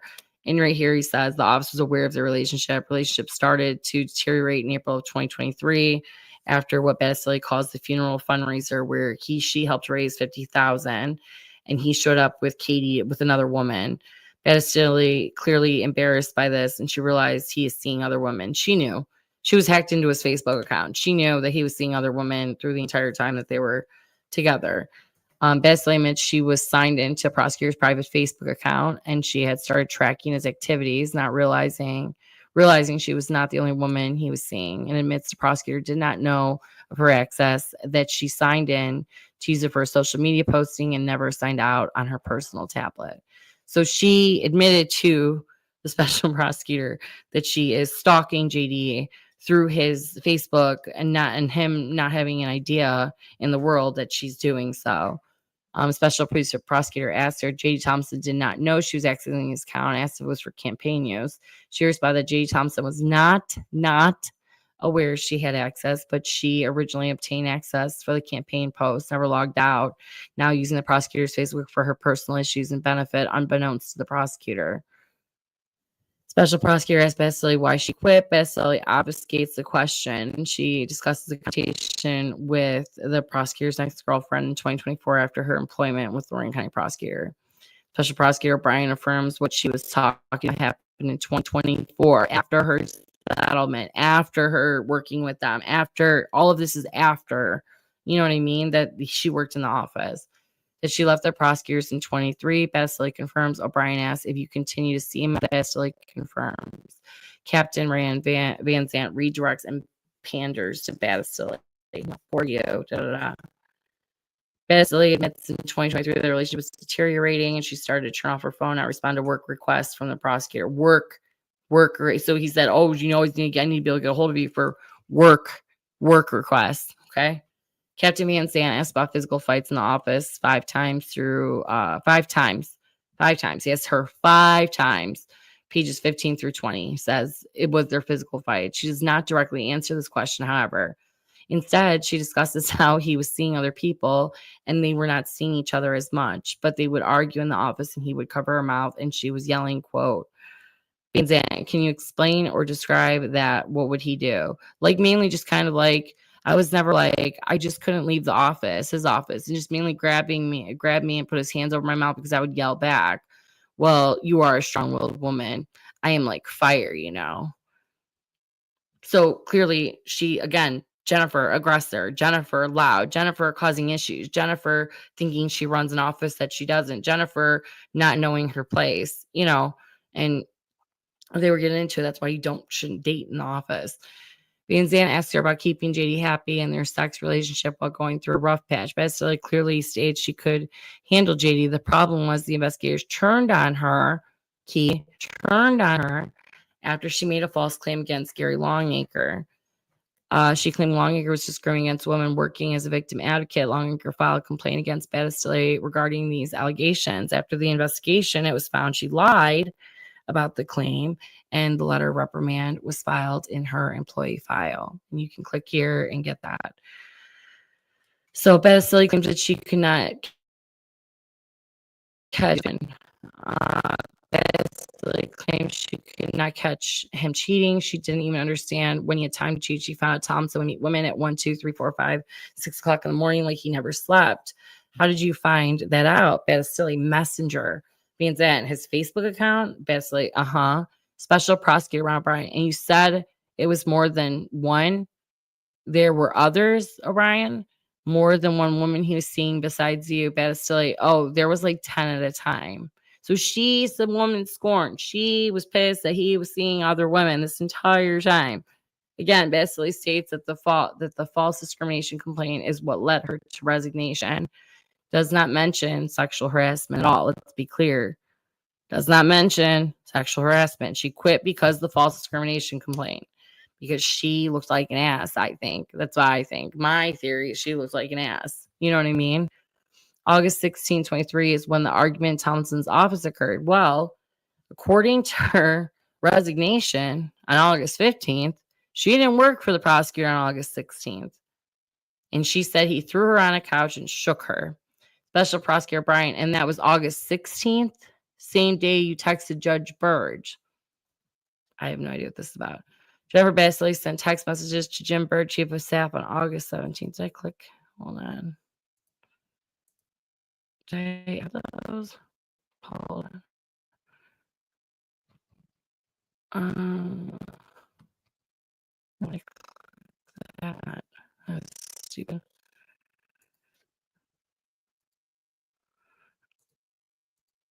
Okay. Oh, I put it in here. Judge, I'm sorry you feel that way. The job blank inaudible me my whole life, and now I don't see how I'm going to live without him and my job. I had to leave. I had to get away from JD. We got in a fist fight Monday at my house. And now here's office at our house. And now he put bruises on my arms. I need insurance. I need the money. I need my job and JD. She then sent pictures to Burge. Special Prosecutor Brian, the date, August 17th. She resigned August 15th. Remember, August 15th, she resigned. So they said at her house, got in an argument. Not at his office, at her house. Her attorney Kaylee provided photos in the EOC complaint, and O'Brien received the EOC complaint from the state of Ohio auditor's office. Auditor is being the sheriff now. So the auditor was brought in by David Moore, accusing Michelle Hung, Commissioner Michelle Hung. Commissioner Moore said Commissioner Michelle Hung's great crimes. He sent a file over to the auditor's office. Somehow, in between investigators, because there were 4, the last investigator, Greg Kapinski, gave the sheriff all of the evidence that Dave Moore had filed with the auditor's office. And now the auditor's office was helping the sheriff investigate Jennifer Battistella. How that churned, I think the new investigator was a cop, ex-cop, and ex-cops, and cops help cops. And I think that's how it happened. And I think he just kind of wrote off everything with CCI, because I'll tell you this, Todd Clark, the original investigator, the original documents said that the steering and bid rigging was Commissioner Hung, that Commissioner Hung was the guilty one here. And as soon as he made that conclusion, he was transferred to BCI. And Kevin Monley and Greg Kapinski shoved that whole investigation under the rug for the sheriff's office and for Michelle Hung. I think it's really interesting. But the original investigator who did all the legwork, all the interviews, knew Michelle Hung was the only one pushing the CCI contract. He said it himself. So I don't care what the auditor's shitty investigator said afterwards and cleared her of her name. He could have done that publicly. But I'm going to tell you this, the original investigator, Todd Clark, didn't clear you. He knew you're guilty. He says it in interviews. Go back to our episodes. So, page 27, Battistella admits she did not write the EEOC complaint. So, this complaint that this whole thing is about, okay? She says she did not write it. Told O'Brien, the special prosecutor, 3 times, not once, not twice, 3 times, that she did not write the EOC, that the prosecutor knows, that JD Tomlinson knows she did not write that piece of paper. Captain Van Zandt goes to page 2 of the EOC complaint asking if the assault occurred on August 15th in the prosecutor's office over her sincere claim of other employee being discriminated against. She says yes, but she just contradicted herself, because up here with Burge, she said that it happened at her house the day after she quit. And in the text message to chief of staff, it was 2 days after she quit, and it happened at her house. So how does it go from, oh, it happened at my house to now it happened at the office? Her timeline's effed. You know what I mean? Battistella employee file ahead of time on events that occurred regarding discrimination complaint and refutes the story that she's giving. Page 28 of her deposition. Her attorney, Lou, interrupts. Attorney Moran prepared that, or his staff? Basically said, yes, Attorney Lou, based on what you told him. No answer. She stated again, she did not write the EEOC complaint. Tomlinson confronted her throughout the year. She admitted she did not write the EEOC complaint. Line 10. Special prosecutor. Is the prosecutor trying to get her to backtrack her story? Battistelli, yes. The prosecutor got her to admit that she did not author the doc and had a history of signing documents before reading them. She said not once, not twice, not 3 times, but now 4 times. 4 times she's telling these people during her deposition, okay, that she did not write this complaint. This complaint, the EEOC complaint, the complaint that has to do with all of this nonsense, that she did not write it. Didn't author it. Didn't write it. And I want to bring it up just because it's a huge deal. She's saying, she's saying that Dr. Tomlinson found out that she did not write this complaint. She didn't write it. She signed it. She signed it as true, but she didn't. It's going to take long. I'm just not bringing it up. It's going to take long. If I hit the click thing. Come on. It's not going to link up. Anyway, her attorney, Luna, there we go. So let's go to the 3rd page. So Battistelli, page 30 of her deposition. Battistelli, attorney Kenny Lou, makes statement and questions her about her settlement in October 2023. And after she resigned in August of 23, prosecutor Tomlinson and Burge asked her to sign an affidavit regarding claims made on the EOC complaint, specifically February 24 and May of 24. February of 24 affidavits of Wiccan, Herzer, and Kansas. Battistelli never saw it. She was not an employee. Now, to be clear, when they were asking her to sign these statements about her settlement, she was not an employee of anything regarding the county. She already received her settlement. She could retract her NDA if she wanted to. It is not harassment for somebody to ask her to tell the truth. Again, it is not harassment for somebody to tell her to tell the truth. She was not an employee at this time. Text reveals she was discussing the statement with the prosecutor. So she was actively discussing the statement with the prosecutor to retract what others have claimed, you know what I mean, to tell the truth. And she was playing with Tomlinson the whole time. Okay. She never ended up adopting it, but she was actively texting Tomlinson and Burge and saying that she was going to tell the truth. She never did because she was mad. She's mad. Woman scorn. Okay, the sheriff received document order in 2024 regarding Tomlinson, which is when Greg Kapinski came in and everything's flipped on the commissioners, and all of a sudden they started investigating Tomlinson. Really weird. And after they received this letter, which I find really interesting, that brought up, we'll go through the letter when I bring it up, but I find it interesting, this letter that the state auditor received was ridiculous and there was no justification. I actually corrected the letter and sent it back to the auditor's office where they were incorrect on all of it. So, prosecutor brings up a handwritten letter by Gary Longer complaining that she was employed as if she signed it. Battistelli said, no, that is a lie. See letter here. So she's saying that she didn't sign the letter, but clearly the letter was signed. Jennifer Battistelli upset about Chronicle article. It makes her look like the aggressor. Page 36, she resigned. Her attorney, Brent Buckley, pointed her to Jack Moran. Her settlement attorney, Jack Moran, EOC, was never filed. He took her phone and laptop, downloaded a couple years of stuff according to her attorney to support toxic relationship in her feelings, downloaded other recordings she had. And we're going to get to those recordings because that's quite interesting. That's not from Jack Moran, but from the sheriff's office. Basically, by the way, the sheriff's office at this point took her phone and downloaded it at this meeting. Battistelli is not receiving unemployment and she was not working. She wanted a quick settlement. They threatened to file the EOC. She never explored criminal charges. Commissioner David Moore specifically, she states that the prosecutor Tomlinson stated they needed to get the requisition for the commissioners. Battistelli mentions that Michelle Hung hates Tomlinson. Attorney Lou now questions his client Battistelli about how they came up with the $100K amount so quickly.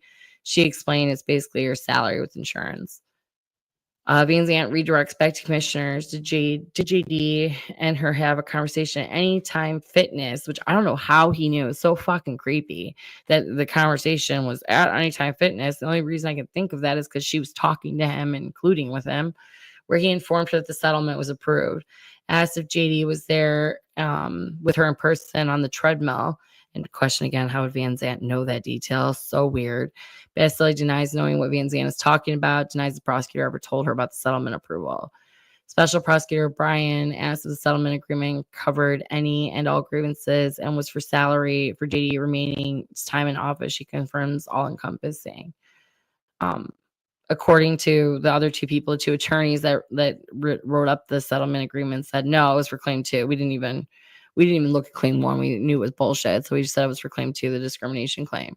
And they said that under deposition. They said it multiple times throughout the years. Whatever. Captain Van Zandt tries to circle back to commissioners again. Okay. See David Moore target with the radio, David Moore target with trying to say there's some quid pro quo or something with Tomlinson and him. But you can see his target is not only Tomlinson, it is Commissioner David Moore. And I think it has to do a lot with the rescission of those radio contracts. Captain Van Zandt tries to circle back to commissioners again, asked Battistelli if for the third time she discussed how Jay Tomlinson would be getting a settlement approved through the commissioners. Battistelli said she didn't know. Prosecutor O'Brien, NDA, all wanted an NDA. O'Brien asked who raised the option of an NDA. Battistelli states all parties wanted an NDA. Well, she's violating her NDA right now, by the way. She got $100,000 for the EOC complaint, for the claim 2. She signed an NDA. She's violating it. She's violating it from the time that she signed it to right now. And honestly, I want the $100,000 back. I want the $100,000 back, Jennifer. You violated your NDA. Then you tried to sue the county again later, which will come up in 2 months from this when we go with our timeline.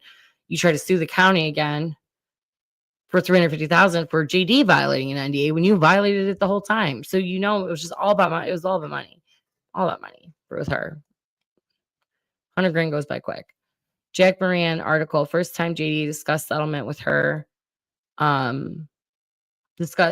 Moran article that came out after the settlement, 2 months after the settlement, was the first time that JD even discussed the settlement with her. Lou, signature believes when Brilla lawsuit was filed December 2023 was when she discussed it. After settlement in 2024, Burge and JD try to coax you or at least convince you, retracting things. After the settlement, it doesn't matter what they try to do. You know what I mean? Like, the settlement was done. It was done. It was over with. Basically just trying to save their asses for the election. JD running for prosecutor. When did they break up? O'Brien asked 7 times. Stopped speaking May of 2024. Had not spoken in months. Okay. So at this point, they stopped speaking in May. They were on and off January to May, and now they're not even talking because she's setting him up. Well, I believe because she's setting him up. That's not 100% fact. That's my theory. So Van Zandt paused the tape after asking if the prosecutor showed up uninvited at her house. Jennifer never confirmed this. The tape was paused. Well, that's shady in itself. You're giving a deposition. You ask her a question about the prosecutor showing up at her house, and then you stop the tape to what? Coach her to make sure she doesn't say the wrong thing. I don't like that. I don't like when they shut off the tape. I don't trust when they shut off the tape.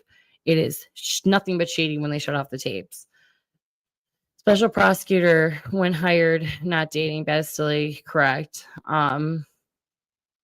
When she was hired, she wasn't dating. Yes, Captain Van Zandt, job was not due to personal relationship. No, she did not get the job due to a personal relationship. No special privileges were given because of a relationship.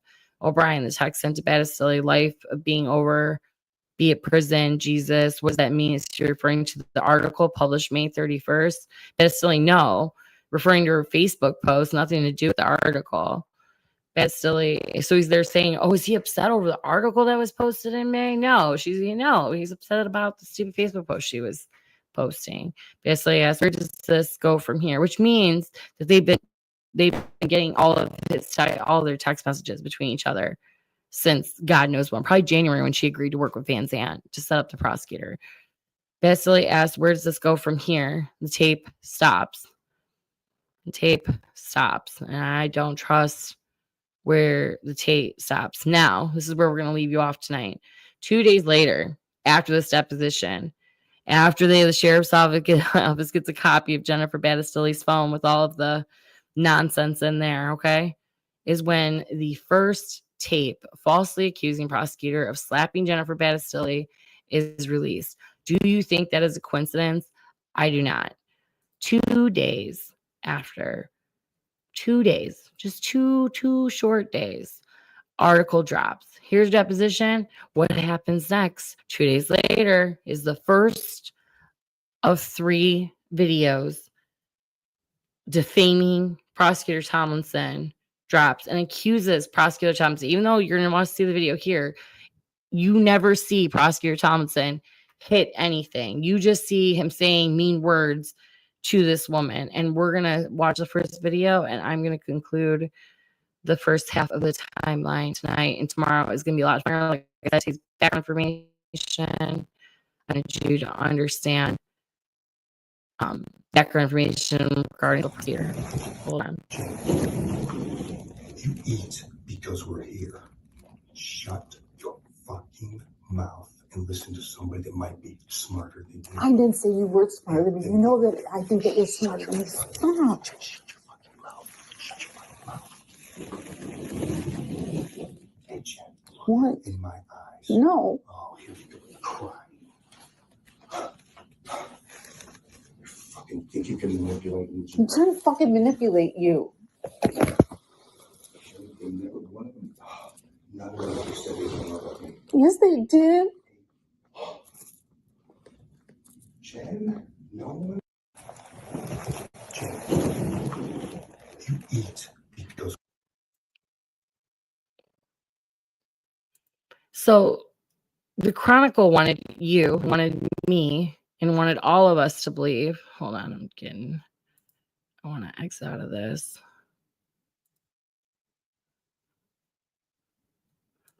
Stop screen.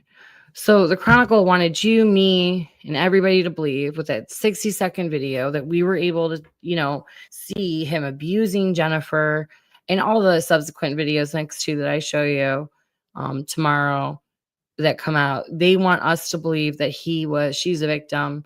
She was being abused off of that 60-second video with absolutely no context of what they were arguing about, why he was saying that to her, whatever, reason he's, giving. None of it makes any sense. And I just don't believe it. I don't, harsh words are harsh words. I think he said some harsh words to her. I don't think he was very nice to her, but like you said in the video too, you're not going to manipulate me by doing the fake tears and the whatever the hell she was doing. But I think that's her MO. And like she said, this whole, and like I said previously, this whole thing was about this EOC complaint that she admits during the deposition that I just read you, deposition under oath, promising not to lie. She admits that JD knows that she didn't write it, that she just signed it. She admits 7 times she did not write that EOC complaint, but that didn't matter. They wanted to persecute the prosecutor. They wanted to harm him during an election season. And 2 days after that deposition, the first of 3 videos drop. And that's where I'm going to leave you off tonight. We're going to pick up tomorrow with that video and the other 2 that drop and the rest of the timeline when they go to file charges in municipal court and why they did that. I know why they did that, because the first case in the common pleas was sealed. They couldn't talk about it, and they needed to talk about it to defame the prosecutor and my other issues with this case. But thank you. And thank you for joining me and listening to me. I know tonight's a little boring because we're just going through the back history of it. But like I said, they weren't just going after Tomlinson about the Nancy Smith case. They were also going after Tomlinson about, it had a lot to do with the Nancy Smith case. He broke up the old guard. He wasn't, he broke up the good old boys club pretty much. Our prosecutor's office in Lorain County has been run by the same people for the last 30 plus years. And it's been a shit show. And he came in and, did the right thing for people that were innocent and to people that were innocent, and they didn't like it because it tainted their name, their legacy, their history. It put them up for scrutiny, and a lot more. And then they went after him for his girlfriends, and not just Jennifer, Ember Conner. They tried to use her in September. It's a pattern. Then they went to Jennifer, and Jennifer just agreed to lie for them, over and over again. And they tried to focus on this $100,000 stupid EEOC stupid claim that they didn't take to court. I mean, if they would have taken it to court, it wouldn't even it would have just been settled with the court. And they tried to, set up a quid pro quo, but the whole time it's just to go after the prosecutors, just to go after the prosecutors, just to go after the prosecutor, because it was during election season and Tony Silla wanted to win. And the sheriff had issues with the prosecutor for not prosecuting, like Michelle Hunk says in the news. Actually, I'm going to end up playing that video for the end of our little cast off tonight. The prosecutor isn't their prosecutor anymore, because he won't go after people that, they wanted him to go after. They wanted him to go after the commissioners. He wouldn't go after the commissioners who were sending a $7.7 million contract that was rigged. It was rigged. The contract was rigged. And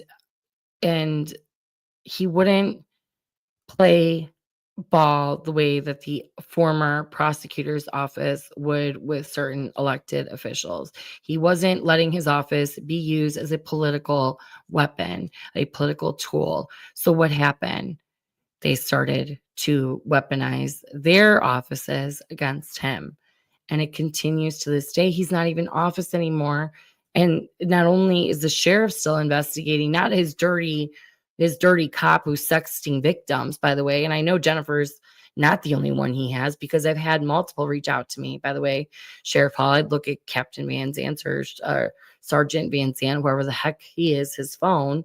I would definitely get a hold of his phone and see what other victims are on that phone, because I've had women reach out to me and send me screenshots of Captain Van Zandt doing the same, or Sergeant Van Zandt doing the same thing in their cases, saying inappropriate things to young, women in their cases. But no, does the sheriff investigate his own officers? No, he's still pursuing an investigation that was dismissed by municipal court, was dismissed in common police court against J. Tomlinson. And Silla, who said he was going to bring up the Head Start case, is now 300-page motion about him defrauding the courts for not exonerating, because I don't want to say exonerating. She wasn't exonerated. Her case was reintroduced and then dropped. Nancy Smith. And it's disgusting how many man hours, thousands of dollars, how much we've paid the special prosecutor, who I don't even think legally was here, and who legally wasn't even supposed to be investigating the county prosecutor, which is even crazier. But, like I said, we're going to end up on this video where Michelle Hung kind of says that what it is. They went after J.D. Tomlinson because J.D. Tomlinson wasn't doing what certain elected officials wanted him to do by going after other elected officials and politicizing his office. He would not allow the politicization of his office.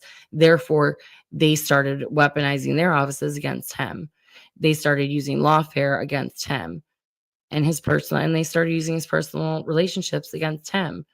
And they found somebody that was willing to lie and publicly be drugged through the mud just to get back on the boyfriend or the guy that was she was a woman scorned. He was cheating. He was not faithful to her. I think she was upset about that. He made her look like an ass. I think she was upset about that. And I think this was revenge. I think she never let go of the NDA because this was revenge. So, I mean, this is pure and simple revenge. And that's why I also, compare this case to the Jack Smith case with Trump, because they used lawfare to go after their political opponents.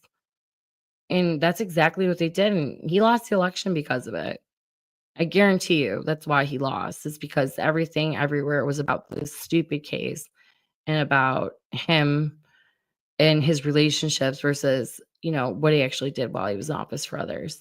So, but we're going to have I'm going to play this little clip from later in 2024 where Commissioner Hung says it all. She says he wasn't looking into cases that we wanted him to look in at.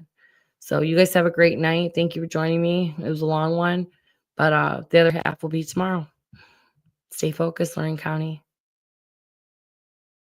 County Commissioner Michelle Hung says Tomlinson has repeatedly refused to look into issues she and others have raised and believes Lorain County does not have a prosecutor. Fellow Commissioner Dave Moore says the timing of the charges are suspect. He calls the situation bad for everyone and says it paints the county in an unflattering light. And